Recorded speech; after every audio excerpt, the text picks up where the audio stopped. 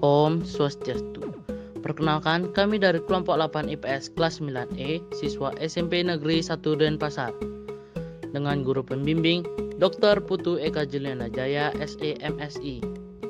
Pada kesempatan kali ini, kami akan membawakan materi IPS poin 28, manfaat dan hambatan perdagangan internasional. Sebelum lanjut ke materi, kami akan perkenalkan diri terlebih dahulu.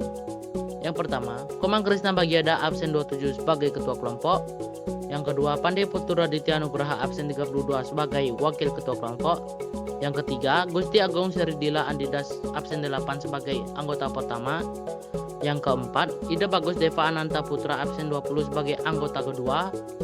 Yang kelima, Devia Faiza Aulia Narayanata absen 6 sebagai anggota ketiga. Nah, sebelum itu, apa yang dimaksud dengan perdagangan internasional? Perdagangan internasional merupakan suatu aktivitas berdagang yang dilakukan oleh dua negara yang berbeda. Perdagangan internasional dapat disebut juga sebagai international trade dan telah ada sejak pertengahan abad.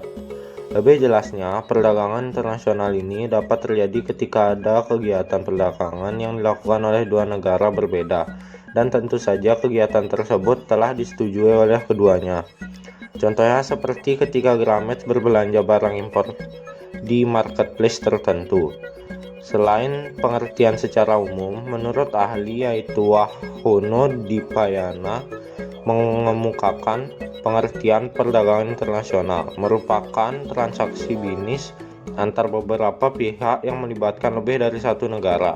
Perdagangan internasional dapat dilakukan oleh perseorangan maupun per kelompok.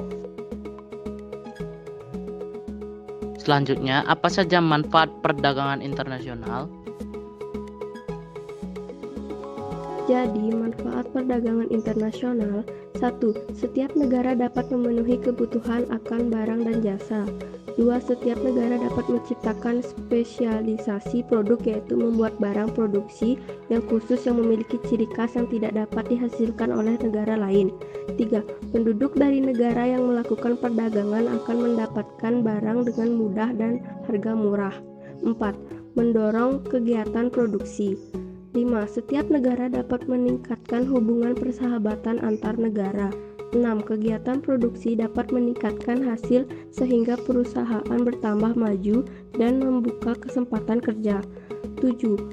Pendapatan negara meningkat melalui perolehan devisa hasil ekspor.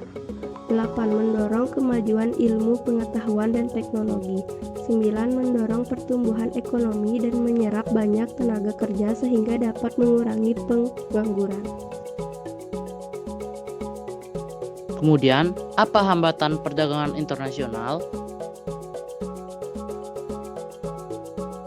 Hambatan perdagangan internasional. Di samping manfaat yang dapat diperoleh dari perdagangan internasional, ada beberapa hambatan yang terjadi dalam perdagangan internasional. Hambatan perdagangan internasional menyangkut harga barang luar negeri lebih murah dari hasil produk dalam negeri, biaya masuk yang tinggi, adanya proteksi, adanya kuota, adanya peraturan, dumping, pertentangan politik, dan peperangan.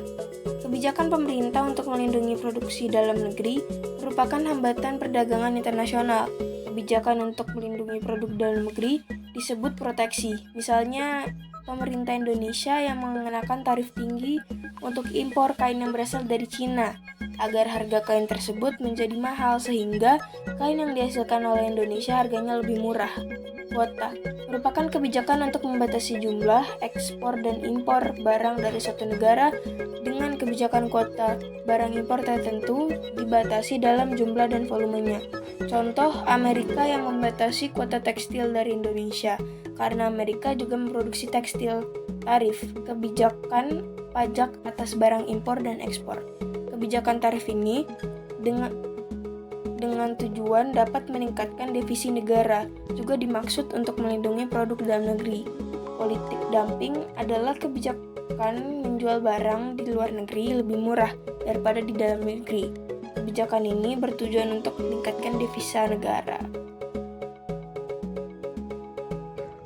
Jadi kesimpulannya adalah perdagangan internasional adalah proses pertukaran barang dan jasa antara dua negara atau lebih dengan tujuan mendapatkan keuntungan atau laba yang memiliki manfaat seperti mendorong kegiatan produksi, membuka lapangan kerja, meningkatkan pendapatan negara, dan lain-lain. Di balik manfaatnya, adapun hambatan seperti biaya masuk yang tinggi, adanya proteksi, adanya kota, adanya peraturan, dumping, pertentangan politik, peperangan, dan lain-lain.